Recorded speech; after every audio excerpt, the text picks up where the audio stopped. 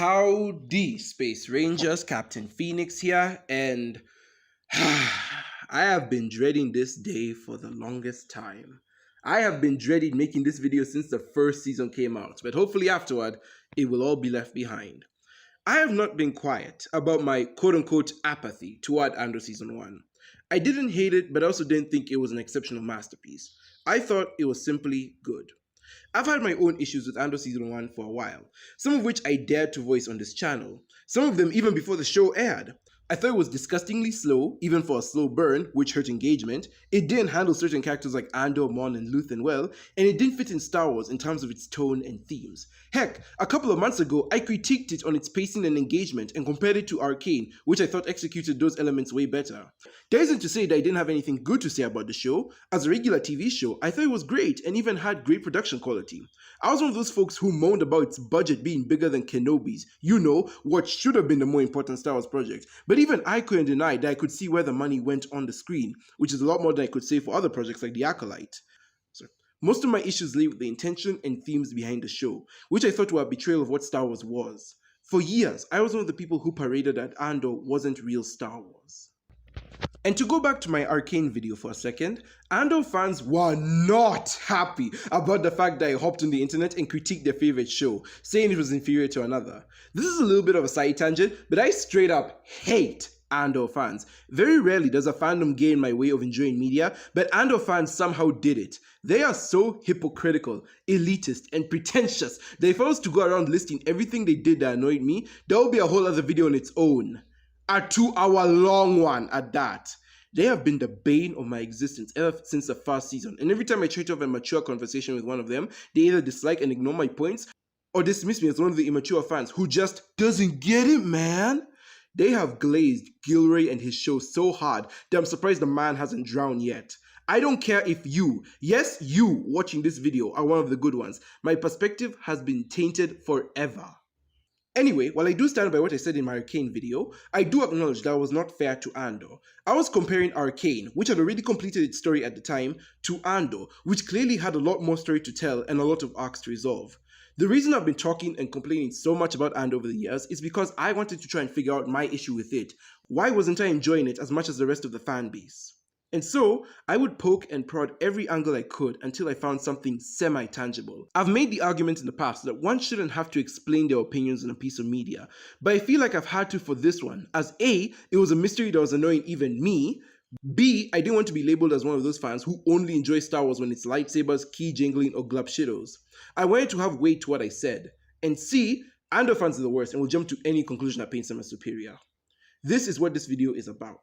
Today, I'm going to be talking about Andor's second and final season, and giving it as fair of a shake as I can. I'll be talking about what it did and didn't excel at on its own, and my personal preferences of what I did and didn't want or like from it. If you're not here for that last part, then hey, I don't know what to tell you. You clicked on this video. Go find another Glazer channel if you're annoyed. There are plenty of them out there. So, without further ado, let's talk about Andor Season 2. And just as we're jumping in, I would like to mention that most of the clips you see in this video aren't mine. I'm using the slideshows created by Thor Skywalker, another Star Wars YouTube channel. I am talking over these clips to provide my review, so this is fair use, and I will leave a link to his channel in the description below. I highly recommend you to check him out. He's one of the better Star Wars YouTubers. Alright, before I jump into the nitty-gritty of the new season, there were a couple of things I wanted it to do to quote-unquote redeem the show or make it better. The first was to give comeuppance to the characters that deserved it, that being Andor and Luthen. I wanted Mon's exit to be an event, the pacing to improve, and the storytelling elevates itself without lightsabers. Yeah, I bet you thought I was gonna complain about that, huh? No, Andor chose to be a show without the Force, so I want to see it improve without the Force. Any lightsabers involved was counted as cheating in my eyes. Now, while we will get to all these points, I want to address my biggest issue with Andor's storytelling. The pacing. Andor Season 2 seems to have actually listened to me and taken a page out of Arcane's book by releasing an arc a week instead of the previous one episode a week format. This not only allows the arc to tell its story, but it also boosts engagement on the show tenfold. You have no idea how glad I was that a major gripe I had with Season 1 had finally been resolved. The end result? It worked well. Not only are the arcs distinct from one another, allowing me to judge them on their own and in view of the larger picture, but the story was able to flow well and leave you wanting more. As opposed to Season 1 where I dragged my feet to the next episode, which most of the time was essentially more setup. This gets me to talk about the different arcs, which I will breeze over quickly as there's parts of them I want to analyze later on. And I didn't like the first arc all that much. And no, not for the reason you think. When I watched the first 3 episodes, it brought me back to season 1. The opening heist was great, but the drastic shift in pace, the dumb Yavin arc, and the lackluster Minarao arc really brought it down for me. The episodes were fine as a whole, I guess, but once again, I couldn't see the groundbreaking quality people were talking about. The world building of Chandrila was good, and there was a nice air of mystery, but I wasn't exactly engaged. My biggest issue with this arc was that Cassian was really just sidelined for most of it. The whole arc felt like it was just there to kill time, not even to do a slow setup to the crazy finale part of the arc, not the season that is, like the previous season did for its arcs. Hands down the weakest of the season, which is funny because Gilroy himself wrote this arc. And no, I see no reason to talk about the SA scene. It was mercifully short, not as graphic as most people complained, and it didn't even play a big part in the later parts of the season. It's just there. The guy got what he deserved and we moved on. Not much else to talk about. Damn you, chicken. The second arc was surprisingly enjoyable. The slow build-up was at its best here with the espionage and behind-the-scenes puppeteering from both the Rebellion and the Empire. Syril being played by the Empire while thinking he was doing the playing, and Luthen willing to burn down Gorman to help the Rebellion is the type of dark stuff we all came to this show for. I know I've harped on Andor's morality in the past, but given the characters who are sane and doing these things, it made sense for the arc. Despite being confined to basically a city square, I was really attached to the Gormans, their way of living, and just how long they've been around. The Empire was really subscribed to the saying, it's easier to destroy than create. It was really cool seeing all the pieces line up for the big event you knew was going to happen, and nothing could be done about it. The Gorman massacre was like a ticking time bomb, and you were just waiting for it to go off. This is the kind of espionage stuff I wish we got more of in season 1. I got no major complaints here. The third arc was the actual massacre, and aside from episode 7, which I consider a waste of time, it was perfect. The payoff was a beautiful 2 episodes that were gripping, horrifying, and weirdly cathartic. The introduction of K2 was a bit rushed, and I do wish they brought him in earlier, but hey, that scene where the other Imperial droids were going ham was hard as frick. Mon Mothma's escape alone needs to be its own segment, and it's my favorite episode of the season along with episode 8. I loved every minute of it. It was a bit sad that it contradicted a bit of Rebels, but I was willing to overlook those for the sake of the story. Andor fans, on the other hand, were not so kind though, but it's neither here nor there. And hey, at least we did get a Rebels mention towards the end, so it wasn't a complete loss. The final arc was more or less like season 1's. Not as great as the penultimate, but still had some high moments that were overall solid. There are some character decisions I wasn't fully happy with, but overall, the series stuck the landing and perfectly segued into Rogue One, which I actually did rewatch for the purpose of this video. So yeah, the pacing this season was a massive step up from the previous one. It's not perfect, but man is the show watchable now. I was hooked from episodes 4 to 12, and I applaud the Andor team for realizing their error. I know a lot of people complained that the compressing of 4 seasons of content and storytelling into one was to the detriment of this season, but to me, aside from characters getting unceremoniously written out, I preferred this change. The fact that the creators made the decision and chose to work with it to the end while making all the major pieces connect is admirable in my opinion. And besides, if they stuck to the original plan, I know I would be hounded down for complaining about the entire season being dedicated to the build-up of the Gorman massacre. So I'm happy with this timeline, thank you very much. Okay, for this next part, I was originally going to talk about the characters themselves, then talk about my issues with the show, but I think it's best if I just dedicate a segment to each character, what they represent, and my issues with the show through them. I think it will be less complicated and messy that way. Let's start off with relatively the simplest character to talk about. Bix.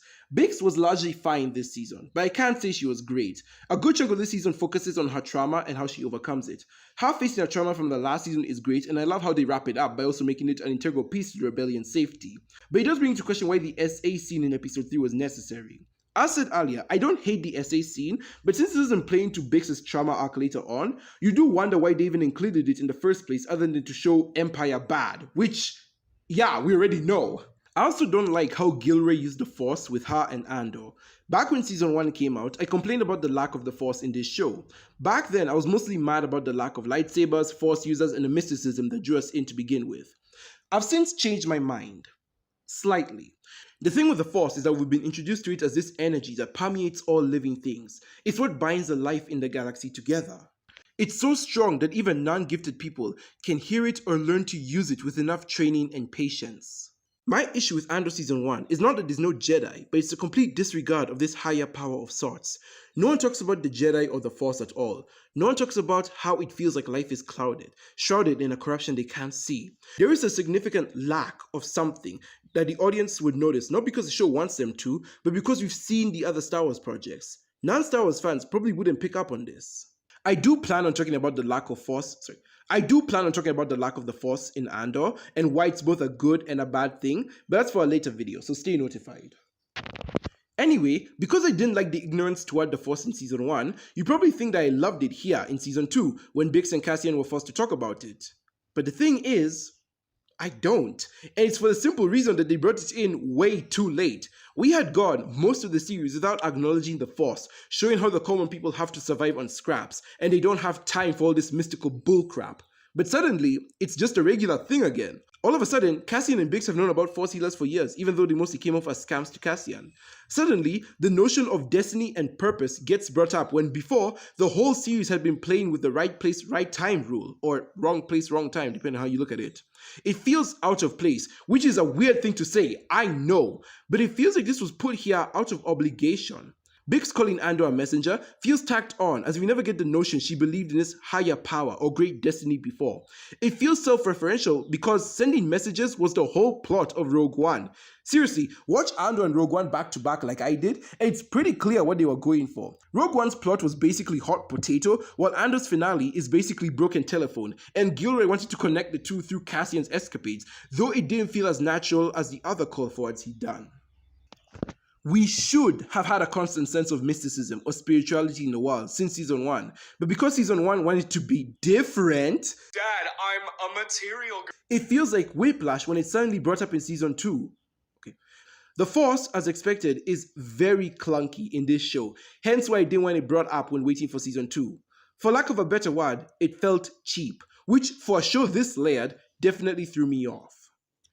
Anyway, Bix's arc ends with her leaving Andor and the rebellion so he can stay. Her goodbye message is well carried by both performances and is sadly ironic. And that final scene where she carries her and Andor's baby speaks volumes when she looks out into the stars. Even though the two will never meet, the audience can relax knowing that Andor died to build a better galaxy for his family and the people who come after him. Bittersweet in all the right ways.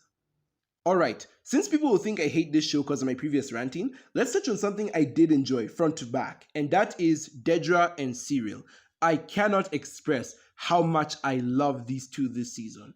Tony finally getting them together was genius. We get so much of their characters even from the quiet scenes. Syril is a pathetic man who wants to matter, who wants to be part of something bigger than himself, and he throws himself at Dedra's feet when she offers him that chance.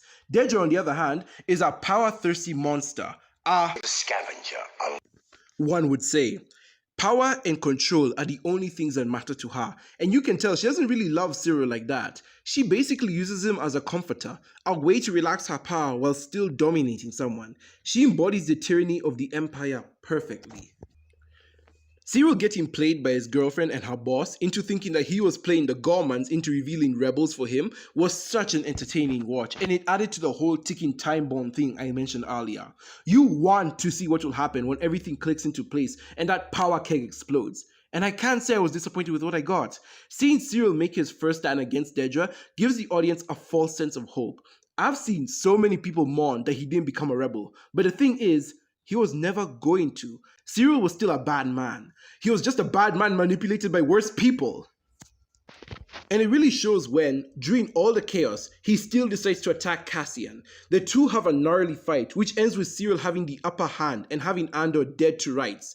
Andor, rightfully confused because he hasn't seen this mother trucker in 3 years, asks, Who are you? This scene is everything to me. We watch as Syril slowly lowers the blaster, realizing that he was the only one who really cared about this one-sided beef, the only one who let Andor live in his mind rent-free. You can see in his eyes that all the fighting was meaningless and that he had little to blame Andor for, in this scenario at least. However, before he can reach any epiphany,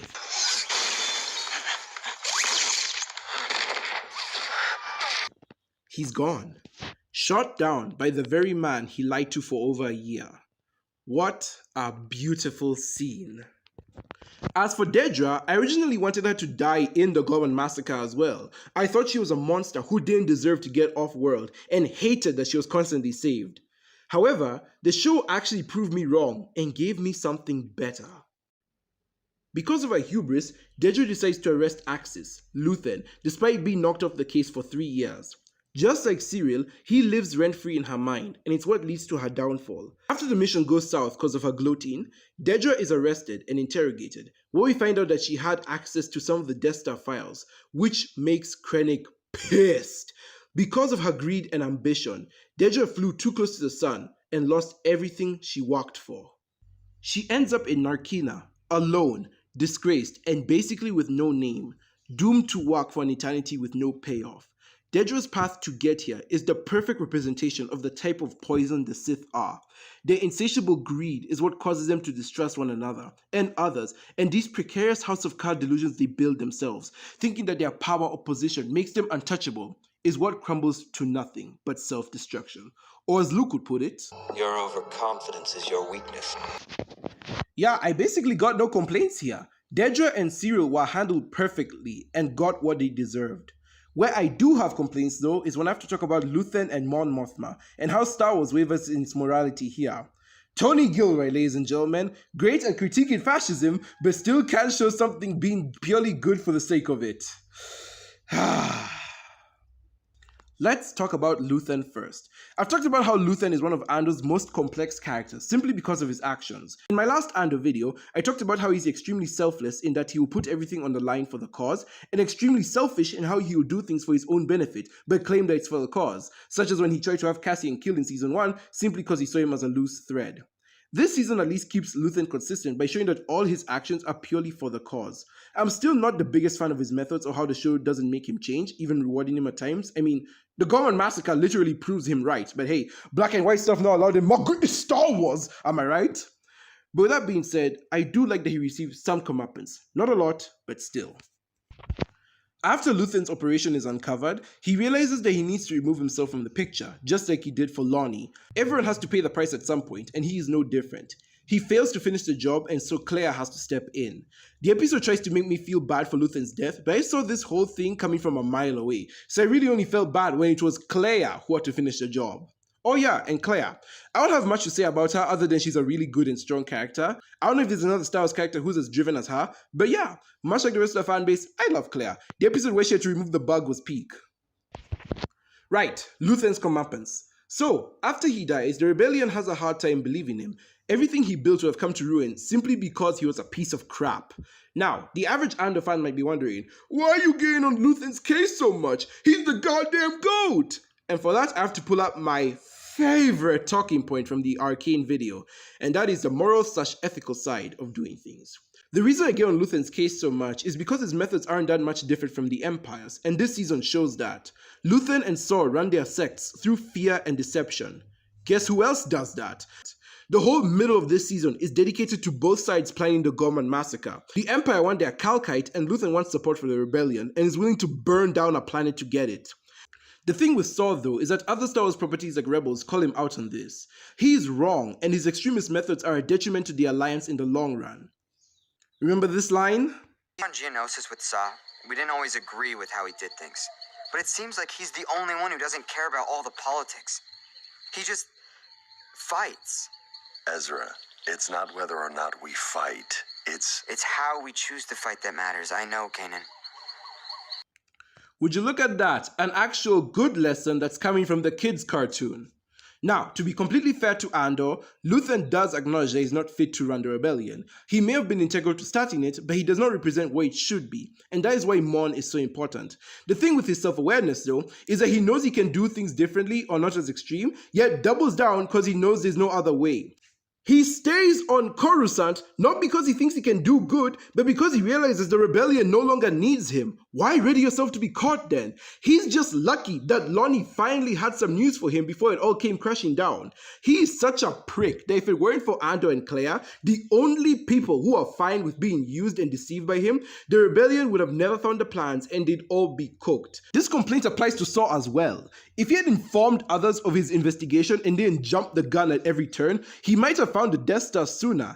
I understand that for Saw, his character flaws were intentional, but with Luthen, the show expects me to feel bad for him despite the guy causing his own problems in the end. Bottom line is, the rebellion needs people like Luthen and Saw to be born, but it needs people like Mon to survive. If the organization that's supposed to represent freedom can't be bothered to be political and instead remain as terrorists, no one is going to support them and the galaxy will remain in a state of fear and chaos. And I absolutely hate that the show didn't stress this point enough. I can't believe I'm saying this, but even though the show is aimed at adults who can interpret their own meaning of the text like I did, outright saying that you don't need to be fascist to beat fascism would have gone a long way in my opinion. This leads me to Mon and the rebellion. In the original trilogy, the rebels were the undisputed good guys, and while that is still the case, everything up until Rogue One showed them as being the light of the galaxy, the true solution to the Empire. Rogue One, while a good movie, introduced the idea of the rebels being a bit more dirty and less idealistic, which was fine, as long as they showed the desperate times call for desperate measures, which the rest of the movie did. But Andor takes it a step farther. Andor and Luthen lose their souls to give everything for the rebellion. These are not good people. Luthen literally sacrificed Gorman for the rebellion. And this leads me to talking about Mon's place in all this. Just to get this out of the way, Mon Mothma is my favorite character in this show, and Genevieve O'Reilly absolutely kills it as a character. Give this woman her awards, by the way! If any of you remember my season 1 review, I was actually annoyed with how they handled her, and most of my points boil down to her not getting enough stuff to do. In this season, she has come so far, and I hope she continues to pop up in as many Star Wars projects they can fit her in. But talking about her place in the story, Mon is supposed to be the light of the rebellion, the perfect politician everyone would follow. But by the time Andor wraps up, she seems to be the only one who's interested in actually making things better. She recognizes the evil like everyone else, but doesn't lose herself to fight it. Her speech against Saw Gerrera in Rebels is one of my favorite moments from her in canon, because she shows just how corrupting the power of the Sith can be. Criminals. At least I act like one. You target civilians, kill those who surrender, break every rule of engagement. We degrade ourselves to the Empire's level. What will we become?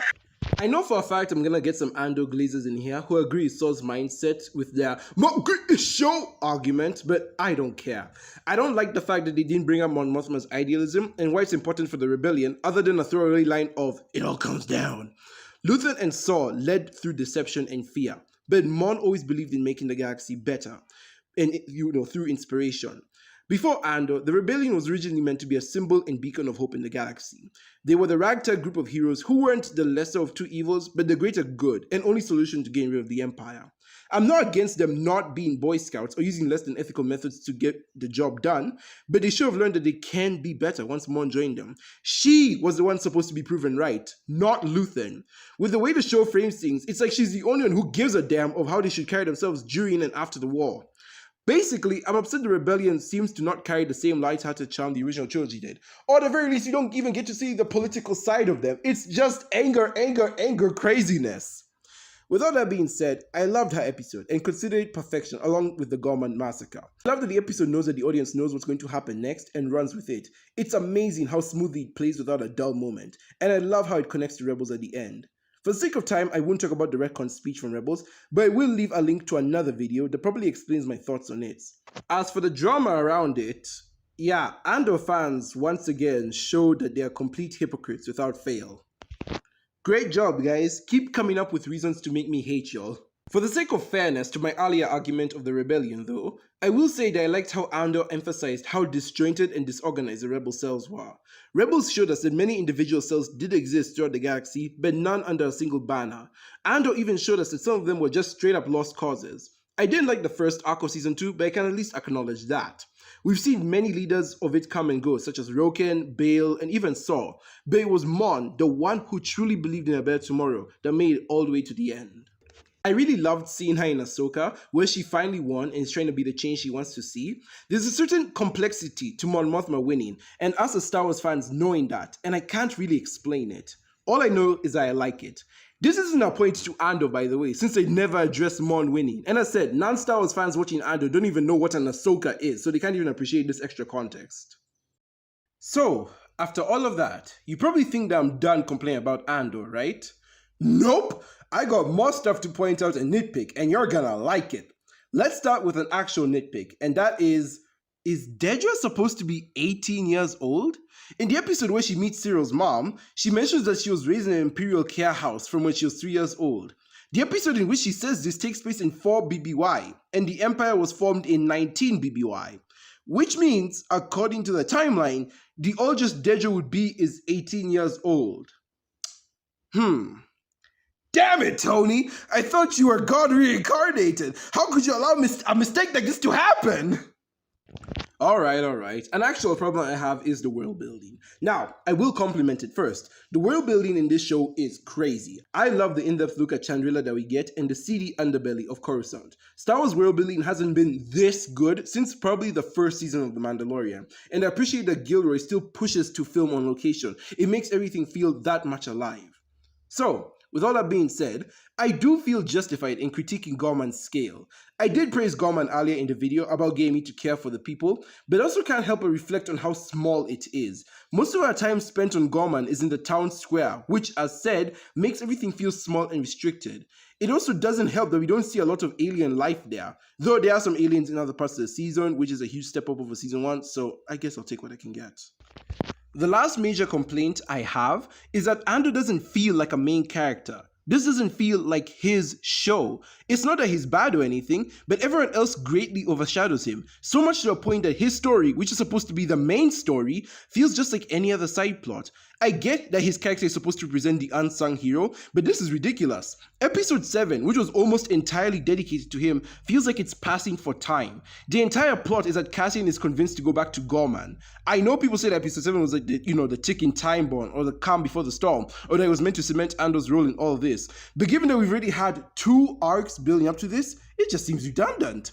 And it is so rare to see a main character used to kill time. His first arc in both seasons amounted to nothing. Speaking of which, where is the sister he spent so much time looking for? Alright, Tony Gilroy explained what happened to her with an off-screen BS explanation, sequel trilogy style. Why even bring that up to begin with? It also doesn't help that Cassian doesn't get to have much chemistry with the rest of the cast outside the characters he meets on his adventures, save for Wilmon and Bix. He and Mon lead such completely different lives that when they do eventually meet, it's like 2 different shows crossing over. Total whiplash. So yeah, in conclusion, I think Andor is a great show that has definitely earned its Star Wars title and is tied for the best live-action Star Wars show along with The Mandalorian. It encompasses some of the core themes like choice and identity and how the Sith way is ultimately destructive, but it also misses the mark on how light and good can thrive even in the darkest moments. The cinematography and acting is great and most of the characters get satisfying endings. It does not slouch in any department and you can tell the crew treated this project like the most important thing on earth. However, I have too much bias and many little issues with its presentation that prevent me from calling it an amazing show, or one of my favorites of all time. It's good, but not for me. And I don't know if it will ever be for me. What I do know is I don't vibe with the mindset that we have to strip all that makes Star Wars special in order to get the good content, quote unquote. Because if so, I don't want it. At that point, it's not Star Wars. It's just another space opera. And honestly, that's how I classify Andor. I look at it like broccoli in a candy store. Yeah, it's good for me, it has its place in my diet, and I know it's good, but I ultimately went to the store for candy, not broccoli. It's not a perfect analogy, but it's the simplest way I can break down how I feel about Andor. It's great, but not for me. 8 out of 10. There! I finally gave it a positive review that's honest. I have one more video in store before I don't need to talk about this show again. Anyways guys, that's going to be all from me today. Tell me, what do you guys think of Andor? Am I too harsh on it? Was I at least fair in my quote-unquote hating? What are your favorites and least favorite moments and themes from the show? And will I ever come around to Andor fans? Spoiler alert, no I will not. Let me know down in the comments below. And as always, let's have a discussion. And with that, I'm off to watch Severance. Thank you guys so very much for watching. Be sure to like if you like, subscribe if you haven't already, hit the notification bell to be part of the team, leave a comment down below, slap a cow, and with that, I will see you in another universe. Goodbye, my Rangers.